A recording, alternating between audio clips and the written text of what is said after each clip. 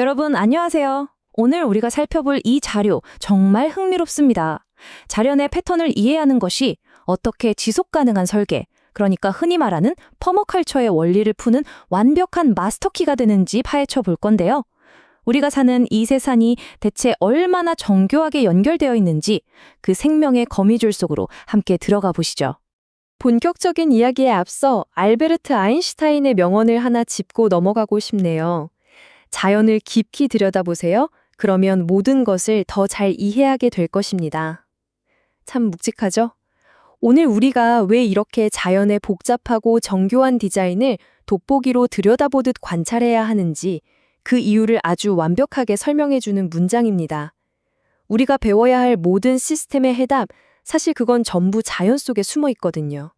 그럼 이 거대한 생태계 이야기의 한가운데로 훌쩍 뛰어들어 볼까요? 아주 근본적이면서도 호기심을 자극하는 질문을 하나 던져보겠습니다. 자연에서 에너지는 대체 실제로 어떻게 이동하는 걸까요? 눈에 보이지도 않는 이 에너지가 어떻게 온갖 생명체들을 움직이게 만드는지 그 과정을 따라가다 보면 정말 입이 떡 벌어질 정도의 경이로움을 느끼실 수 있을 겁니다. 자, 그럼 1부 에너지의 흐름입니다. 생태계를 굴러가게 만드는 가장 강력한 힘, 그건 바로 유기체의 총합, 그러니까 바이오매스를 관통하며 흐르는 에너지입니다. 이 에너지가 흘러가는 가장 기본적인 길, 우리에게 아주 익숙한 먹이사슬을 먼저 볼까요? 식물에서 시작해서 메뚜기, 닭, 그리고 늑대로 이어지는 아주 단순하고 직선적인 에너지 흐름을 보여주고 있죠. 에너지가 한 방향으로 마치 사슬처럼 찰칵찰칵 연결돼서 전달되는 이 구조, 생태계 내 에너지 흐름을 가장 직관적으로 보여주는 그림입니다. 그런데 여기서 진짜 흥미로운 부분은요, 실제 자연은 방금 본 것처럼 그렇게 단순한 일직선이 절대 아니라는 겁니다. 자, 이 먹이 그물을 한번 보세요. 온갖 생물들이 마치 거대한 그물망처럼 아주 아름답고도 복잡하게 얽혀서 상호 연결된 네트워크를 만들고 있잖아요.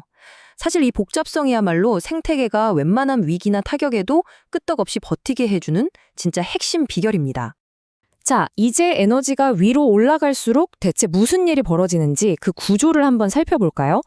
이 에너지 피라미드는 밑바닥의 생산자에서 시작해서 1차, 2차, 3차 소비자로 쭉쭉 올라가는 영향 단계를 보여줍니다. 피라미드 꼭대기로 올라가면 올라갈수록 개체수, 유기물의 양, 그리고 실제로 쓸 수 있는 에너지의 양이 말 그대로 확 극적으로 줄어든다는 걸 아주 명확하게 확인할 수 있죠. 여기서 우리는 수학적으로 아주 냉혹한 하지만 너무나 중요한 10% 법칙을 만나게 됩니다. 한 단계에서 다음 단계로 넘어갈 때 전달되는 에너지는 고작 딱 10%에 불과해요. 예를 들어 볼까요? 100칼로리의 태양 에너지가 10칼로리의 옥수수를 만들고 그 옥수수를 먹인 소에서 얻는 소고기는 단 1칼로리밖에 안 된다는 겁니다. 이 자료에 나오는 아주 흥미로운 역사적 일화가 하나 있는데요. 1990년대 후반 식량난을 겪던 북한의 야산에 풀과 고기를 바꾸자라는 붉은 간판이 세워져 있었다고 해요.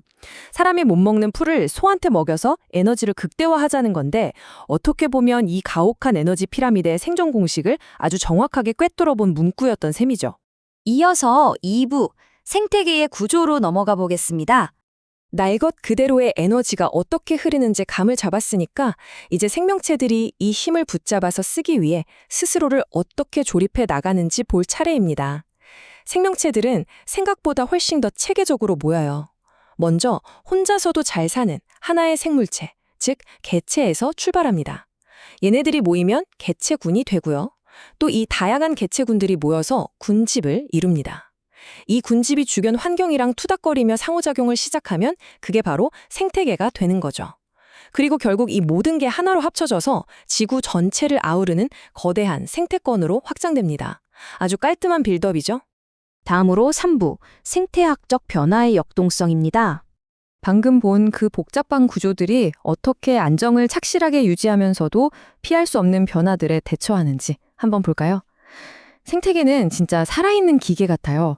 생물 다양성을 땔감 삼아서 스스로 변동을 줄이는 항상성, 타격을 입어도 스프링처럼 다시 튀어오르는 회복성, 그리고 웬만한 공격에는 꿋꿋이 버티는 저항성을 발휘하거든요.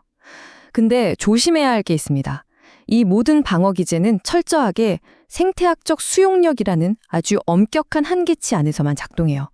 생태계가 스스로 무너지지 않고 버텨낼 수 있는 맥시멈 개체수, 딱 거기까지만 감당할 수 있다는 뜻입니다. 이번에는 시간을 훅 돌려보죠. 시간이 흐르면서 생태계가 어떻게 변하는지 이걸 생태학적 천이라고 하는데요. 아무것도 없는 황량한 맨 땅에서 시작해서 풀이 무성해지고 그 다음엔 키 작은 관목들이 고개를 내밉니다. 그러다가 햇빛을 좋아하는 나무들, 즉 양수림이 숲을 채우고 마침내 50년이라는 긴 세월이 지나면 짙은 그늘 아래서 완전한 평화를 찾은 극상림으로 성숙하게 됩니다. 결국 에너지가 땅에 단단히 뿌리를 내리고 거대한 균형을 완성해가는 정말 영화 같은 경이로운 여정이죠. 그런데 말이죠. 모든 변화가 다 이렇게 건강하고 아름다운 건 아닙니다. 방금 본 자연적 천이와 완전히 극명하게 대비되는 현상이 있는데 그게 바로 부영양화입니다. 강이나 호수에 질소나 인 같은 영양분이 너무 과하게 쏟아져 들어오면 밸런스가 와장창 깨지면서 녹조 같은 조류가 미친 듯이 번식하게 돼요. 그럼 얘네들이 물속에 있는 산소란 산소는 싹 다 빨아먹어서 결국 그 안에 수중 생태계 전체가 헉헉대다 질식해버리고 마는 겁니다. 끔찍하죠. 4부 가장자리에서의 삶으로 넘어가 보겠습니다. 이제 시선을 생태계 한가운데에서 살짝 바깥쪽으로 생태계와 생태계가 만나는 물리적이고 비유적인 경계, 즉 가장자리로 돌려보겠습니다. 사실 자연에서 가장 다이나믹하고 폭발적인 일들은 바로 이 가장자리에서 터지거든요. 에코톤이라는 개념이 있는데요. 숲과 들판이 만나는 곳, 육지랑 바다가 만나는 해안가를 떠올려 보세요. 이렇게 두 생태계가 맞닿아 있는 삐뚤삐뚤한 선형 경계 공간을 에코톤이라고 부릅니다. 여긴 진짜 핫스팟이에요. 양쪽 생태계 생물들이 전부 여기로 몰려들기 때문에 생물 다양성이 그야말로 폭발하는 이른바 가장자리 효과를 제대로 보여주는 곳입니다. 그 다음은 비오톱입니다. 특정 생물 공동체가 모여 사는 균일한 환경을 말하는데요. 서식지가 어떤 특정 생물 한 마리에 포커스를 맞춘 단어라면 비오톱은 다양한 생물들이 지지고 볶으며 함께 살아가는 공동체 전체에 초점을 맞춥니다. 이 개념이 왜 멋지냐면요. 울창한 자연 숲뿐만 아니라 사람이 만든 학교의 작은 연못이나 건물, 옥상 정원 같은 퍼머컬처 프로젝트에도 아주 찰떡같이 적용되기 때문입니다. 다시 말해 우리 스스로가 얼마든지 새로운 생명의 공간을 만들어낼 수 있다는 뜻이죠. 자, 이번엔 생태계의 가장 밑바닥, 흙 속으로 한번 푹 파고 들어가 보겠습니다. 부식질이라고 들어보셨나요? 죽은 유기물들이 완전히 분해돼서 만들어진 화학적으로 엄청나게 안정된 쫀득쫀득한 물질입니다.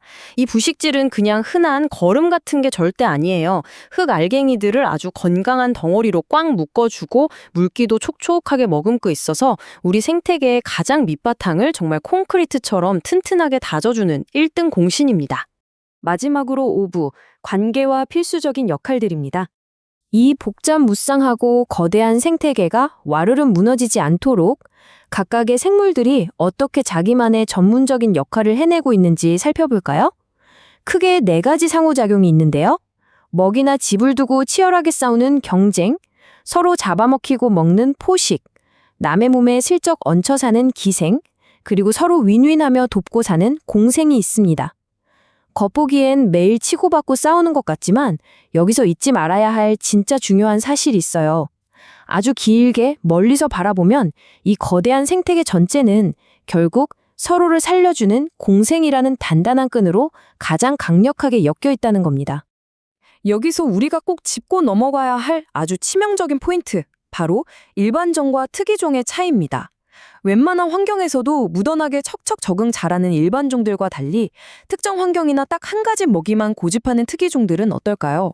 생태계에 조금만 균열이나 교란이 와도 이 친구들은 정말 즉각적이고 치명적인 생존의 위협을 받게 됩니다.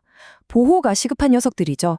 자연 속에는 생태계를 또받치는 아주 기가 막힌 역할들이 있습니다. 그 지역을 대표하는 얼굴마담, 하늘다람쥐 같은 깃대종, 그리고 생태계 구조가 흔들리지 않게 꽉 잡아주는 닷 역할을 하는 꿀벌 같은 핵심 종이 있죠. 또 공기가 나빠지면 이끼처럼 가장 먼저 신호를 보내는 지표종도 있고요. 그리고 제일 멋진 역할, 독수리나 코뿔소처럼 먹이 피라미드 꼭대기에서 거대한 우산을 쫙 펼쳐 하위 생태계 전체를 넓게 덮어 보호해주는 우산종까지. 이 친구들이 있기 때문에 생태계 전체가 무사할 수 있는 겁니다. 땅속 식물들의 뿌리 쪽으로 돋보기를 들이대면 눈에 보이지도 않는 미시 세계의 엄청난 엔지니어들이 땀 흘려 일하고 있습니다. 흙 속의 곰팡이, 균근은 식물한테 물과 영양분을 갖다 바치고 대신 탄수화물을 얻어먹고요. 질소고정 세균은 공기 중에 둥둥 떠다니는 질소를 낚아채서 식물이 꿀꺽 삼킬 수 있게 요리해줍니다. 이 조용하고 성실한 일꾼들 없이는 우리라 보는 저 푸른 숲 절대 존재할 수 없어요. 자, 이렇게 복잡하고 촘촘한 생태계 시스템이 결국 우리에게 남기는 결과물이 대체 뭘까요? 바로 생태계 서비스입니다. 오늘 우리가 훑어본 그 에너지의 흐름, 수많은 유역들, 땅속의 부식질, 복잡한 먹이 그물, 이 모든 것들이 하나로 뭉쳐져서 인류를 살리는 거대한 생명 유지 장치가 되어줍니다. 이 엄청난 시스템 덕분에 우리가 깨끗한 물을 마시고 신선한 밥을 먹고 끔찍한 기후 재난으로부터 보호받으며 살아갈 수 있는 거잖아요. 정말 대단하지 않습니까? 어느덧 마무리할 시간이네요. 마지막으로 여러분의 머릿속에 계속 맴돌 만한 질문 하나를 던지며 오늘 탐구를 마칠까 합니다. 오늘 우리가 함께 나눈 이 경이롭고 거대한 생태계 서비스와 퍼머컬처의 원리를 지금 당장 여러분이 살고 있는 동네나 나만의 작은 비오톱에 어떻게 적용해 볼 수 있을까요?